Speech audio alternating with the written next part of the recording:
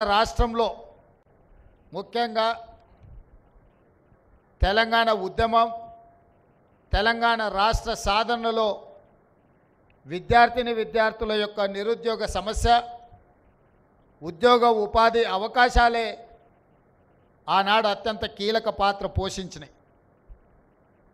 ఆ యొక్క అవకాశాలు రాకపోవడం వల్ల విద్యార్థులలో నిగూఢమైన ఒక భావోద్వేగం పెనవేసుకపోయి తెలంగాణ ఉద్యమ రూపంలో తెలంగాణ రాష్ట్రాన్ని సాధించినాయి.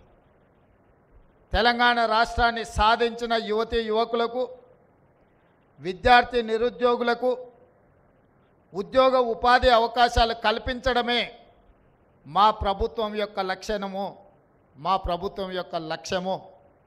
ఆ లక్ష్యంతోనే మా ప్రభుత్వం ఏర్పడిన వెంటనే ప్రజాపాలనలో భాగంగా రాష్ట్రం నలుమూలలో ఉన్న ప్రభుత్వ ఐటీఐలు అన్నిటిని కూడా వాటిని వివరాలు తెప్పించి ఈనాడు ఆ ఐటీఐలు నిరుపయోగంగా మారి విద్యార్థులు అందులో చేరకపోవడమే కాదు, అక్కడ నేర్పిస్తున్న ఏ నైపుణ్యం కూడా వాళ్ళకు ఉద్యోగ ఉపాధి అవకాశాలు కల్పించలేని పరిస్థితి.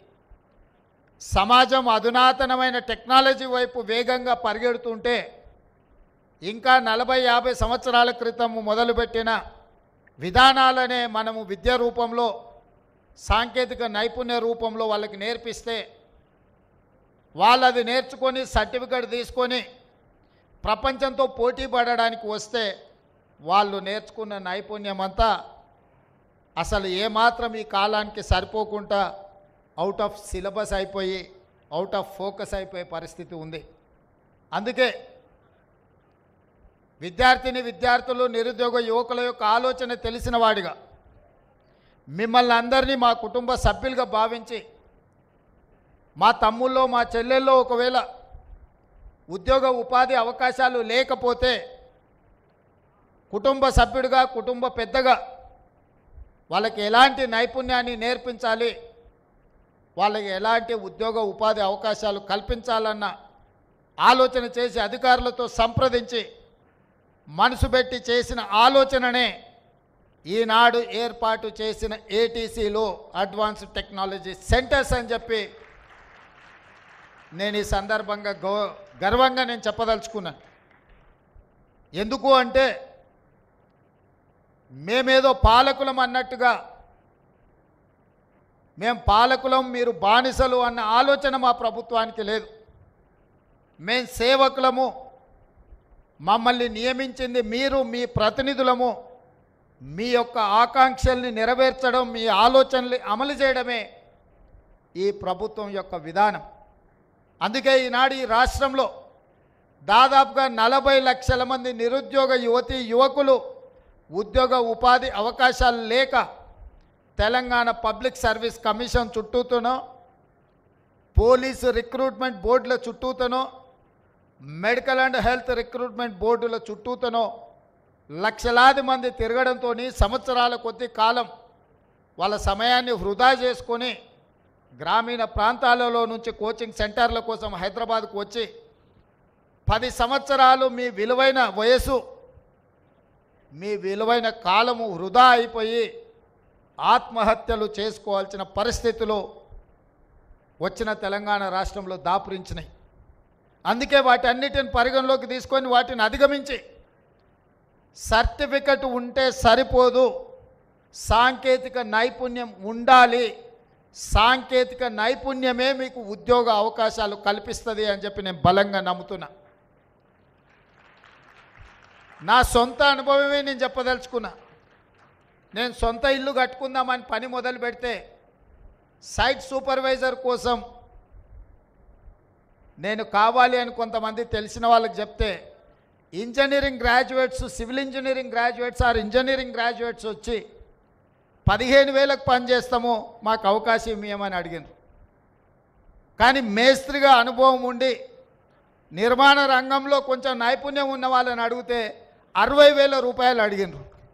నాకు అర్థం కాలే, చదువుకున్న ఇంజనీరింగ్ గ్రాడ్యుయేట్ 15,000కు వచ్చేదేంది? పని తెలిసినోడు 60,000 అడిగేది ఏంది అని. అంటే సర్టిఫికెటు మీ జీవన ప్రమాణాలు పెంచవు, మీ ఉద్యోగ ఉపాధి అవకాశాలు పెరగవు. మీరు సాంకేతికంగా అభివృద్ధి చెందిన ప్రపంచంతో పోటీ పడాలి అనంటే సర్టిఫికెటు ఉండాలి, మీకు సాంకేతిక నైపుణ్యము ఉండాలి. అప్పుడే మీరు రాణించగలుగుతారు, అప్పుడే మీకు అవకాశాలు वस्ताई। हमारे एमएलए साहब एमएलसी साहब से मैं एक ही बात कहना चाहता हूँ, बहुत सारे लोग अपने भाई बहनों मिडिल ईस्ट कंट्रीज को जा रहे नौकरी के लिए, ढूंढते उधर जा रहे, यहाँ पर कुछ सीख रहे नहीं। कोई किसी ने कहा तो अरे अच्छा नौकरी मिलेगा चलो मैं दिलाता हूँ, ले जा रहे वहाँ छोड़ दे रहे, वहाँ पर कुछ नौकरी मिल रहा है नहीं, वहाँ पर उनको फिर वापस आके घर में शक्ल दिखाने के लिए भी मुश्किल हो जाके वहीं पर गुजार रहे, नहीं तो वहीं पर खुदकुशी कर ले रहे।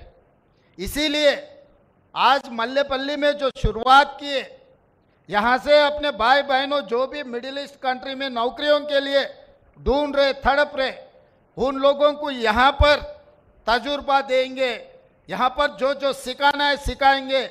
इस देश से मिडिल ईस्ट कंट्री को कोई भी जाएगा, सरकार जिम्मेदारी उठाएंगे, उनके नौकरी के लिए भरोसा देंगे।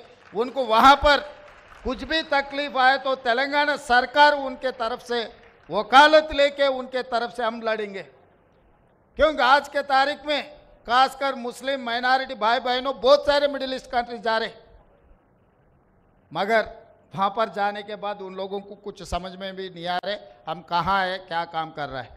कंस्ट्रक्शन, खासकर कंस्ट्रक्शन कंपनी, उसमें ये लोग जो सोच रहा है, ये तेलंगाना नहीं पूरा हिंदुस्तान में नौकरियों का ज़रूरत है, स्किल लेबर का ज़रूरत है। ప్రతి విషయంలో ఫాల్ సీలింగ్ నుంచి ఎలక్ట్రికల్ వర్క్ నుంచి ప్లంబింగ్ వర్క్ నుంచి డ్రైవింగ్, ఇవాళ రేపు 2 కోట్లు 3 కోట్లు 4 కోట్లు పెట్టి కార్లు కొనుక్కుంటున్నారు. సరైన డ్రైవర్ దొరకకపోవడం వల్ల ఎవరినో ఒకరిని పెట్టుకుంటే వాడు రోడ్డు మీద తీసుకొని పోయి గుద్దితే 10 లక్షలు 20 లక్షలు 50 లక్షలు రిపేర్కే ఖర్చు అవుతుంది. మంచి డ్రైవింగ్ శిక్షణ ఉన్నవాడు ఉంటే 50,000 60,000 ఇవ్వడానికి ఎవరికి సమస్యనే లేదు. ప్రాక్టికల్గా మేమందరం కూడా ఆ సమస్యను ఎదుర్కొంటున్నాం. డ్రైవింగ్ వచ్చు అనడం, డ్రైవింగ్ వచ్చు, ఆటో కూడా నడపవచ్చు, లారీ కూడా నడపవచ్చు, ఇంకోటి కూడా నడపవచ్చు, కానీ నైపుణ్యంతో నడపడం అనేది ముఖ్యము. అందుకే ఈరోజు ఈ ఐటీఐలను టాటా కన్సల్టెన్సీ ప్రపంచంలోనే ఒక పేరెన్నికగన్న ఇండస్ట్రియల్ సెక్టర్లో they have their own reputation. అందుకే వాళ్ళతోని సాంకేతిక నైపుణ్యం చేసుకొని ఒక ఒప్పందం చేసుకొని రాష్ట్ర ప్రభుత్వం టాటా సంస్థ కలిపి 2,324 కోట్ల రూపాయలతోటి 65 ఐటీఐలను సాంకేతికంగా రోబోట్స్ నుంచి మొదలు పెడితే అత్యంత అధునాతనమైన మెషినరీ తీసుకొచ్చి, మెషినరీ పెట్టి వదిలేయడం లేదు, అందరికీ ట్రైనింగ్ ఇచ్చి, ఐటీఐలో ఉండే లెక్చరర్స్కి కానీ ఐటీఐలో ఉండే టీచింగ్ స్టాఫ్కి కూడా ట్రైనింగ్ ఇచ్చి, టెక్నికల్ ట్రైనింగ్ ఇచ్చి, మీ విద్యార్థులు అందరూ కూడా శిక్షణ ఇవ్వడానికి అవసరమైన కార్యాచరణను ప్రణాళికలను అన్నిటిని తీసుకొని రాష్ట్ర ప్రభుత్వం ముందుకు వచ్చింది. తెలంగాణ రాష్ట్ర ప్రభుత్వంతో కలిసి సాంకేతిక నైపుణ్యాన్ని పెంచి ఉద్యోగ ఉపాధి అవకాశాలు కల్పించడానికి ముందుకు వచ్చిన టాటా సంస్థ యజమానులకు కూడా నేను మనస్ఫూర్తిగా తెలంగాణ ప్రభుత్వం తరఫున వారికి ధన్యవాదాలు తెలియజేస్తున్నాను. ఈ యువత, ఈ దేశ సంపదనే యువత. ప్రపంచంలో ఐటీ రంగంలో ప్రతి 10 మంది సాంకేతిక నిపుణులల్లా భారతీయులు 4, ప్రతి 4లో ఒక్కరు మన తెలుగువాడు. ఐటీ రంగంలో సిలికాన్ వ్యాలీ నుంచి మొదలు పెడితే ఈరోజు విప్రో, ఇన్ఫోసిస్, ఏ కంపెనీ ఐటీ రంగంలో తీసుకున్న తెలుగు వాళ్ళు లేని రంగం లేదు. ఈరోజు మనం ప్రపంచంతోనే ఐటీ రంగంలో మనం పోటీ పడగలుగుతున్నాం, ఫార్మా రంగంలో మనం పోటీ పడగలుగుతున్నాం. ఆనాడు ప్రభుత్వాలు ఆ రంగాలలో ఫోకస్ పెట్టడం వల్ల అందులో మనం ప్రపంచంతో పోటీ పడుతున్నాం. మరి ఈరోజు మిడ్ సెగ్మెంట్లో విద్యార్థులు లక్షలాది మంది ఉన్నారు. వాళ్ళ ఎడ్యుకేషన్లో సర్టిఫికెట్లో రాణించిన సాంకేతిక శిక్షణ లేకపోవడం వల్ల నిరుద్యోగ సమస్యను ఎదుర్కొంటున్నారు. ఆ మిడ్ సెగ్మెంట్ మీదనే మా ప్రభుత్వం యొక్క ఫోకస్. మధ్యతరగతి దిగువ తరగతి కుటుంబాలకు గ్రామీణ ప్రాంతాలలో వెనుకబడిన ప్రాంతాలలో నుంచి చదువుకొని వస్తున్న నిరుద్యోగ యువకులకు శిక్షణను ఇవ్వడం ద్వారా వాళ్లకు నైపుణ్యం పెంపొందించి వాళ్లకు ఉద్యోగ ఉపాధి అవకాశాలు కల్పించడం మా బాధ్యతగా భావించడం. దాంట్లో భాగంగానే మొదటి మెట్టు ఇవాళ మల్లెపల్లి ఐటీఐలో మా ప్రభుత్వం నిర్ణయం తీసుకున్నది, ప్రారంభించింది. తొందరలో రాష్ట్రం నలుమూలల 65 ఐటీఐలను అత్యంత అధునాతనంగా తీర్చిదిద్ది రాష్ట్రంలో ఉండే లక్షలాది మంది నిరుద్యోగ విద్యార్థులకు శిక్షణ ఇవ్వడం జరుగుతుంది. ఇందులో నైపుణ్యం నేర్చుకుంటే మీరు సొంతంగా వ్యాపార సంస్థలు పెట్టుకోవచ్చు. ఇందులో మీరు నైపుణ్యం నేర్చుకుంటే ప్రభుత్వం కూడా మీరు వ్యాపారాలు పెట్టుకోవడానికి అవసరమైన ఆర్థిక సహాయాన్ని మీకు అందించడానికి ప్రభుత్వం ముందుకు వస్తుంది.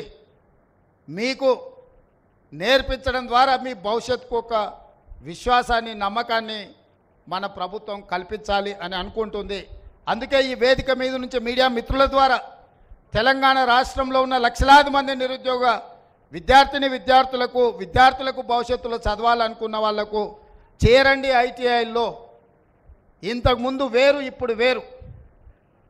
గతంలో ఐటీఐ అంటే ఇంకా ఎక్కడ చదువు, ఎక్కడ అవకాశం లేక ఏం పని లేకుంటే ఐటీఐ చేరుతారు అన్నట్టుకు ఒక అభిప్రాయం ఉండేది. ఇప్పుడు ఐటీఐలో చేరడానికి పోటీ పడే విధంగా అడ్వాన్స్ టెక్నాలజీ సెంటర్స్ కింద ఈ ఐటీఐలను మారుస్తాము. భవిష్యత్తులో కంప్లీట్గా ఈ శాఖ నా దగ్గర ఉండి నేనే ఫోకస్ పెడతాను. ముఖ్యమంత్రిగా నేనే వీటిని పర్యవేక్షించదలుచుకున్నా. ఎవ్రీ మంత్ దీని మీద నేను రివ్యూ చేయదలుచుకున్నా. మా శాఖ మంత్రి శ్రీధర్ బాబు గారి సహకారంతో నేనే ప్రత్యక్షంగా పర్యవేక్షించి ఈ రాష్ట్రంలో ఉండే లక్షలాది మంది విద్యార్థులకు ఒక నమ్మకాన్ని, విశ్వాసాన్ని కల్పించాలన్న ఆలోచన.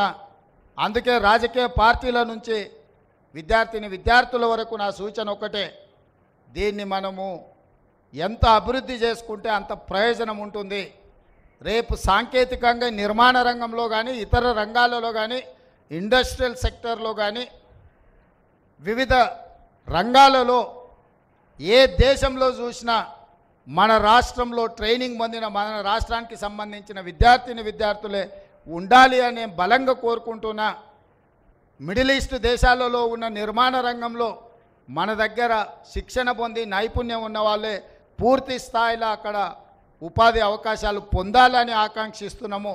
వీటికి సంబంధించి అన్ని రకాల కార్యాచరణతో పకడ్బందీగా మా ప్రభుత్వం అమలు చేయాలనుకుంటుంది.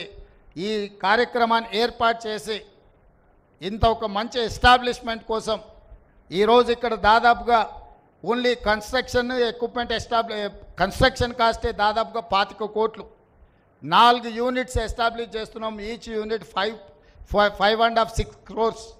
అదేవిధంగా ఇందులో పెట్టే మొత్తం యంత్రాలు, రోబోసు ఇవన్నీ కలిపితే దాదాపుగా ఒక 50 కోట్ల రూపాయలతోని ఈరోజు ఈ సెంటర్స్ని అన్నిటిని కూడా మనం అభివృద్ధి చేసుకుంటున్నాము.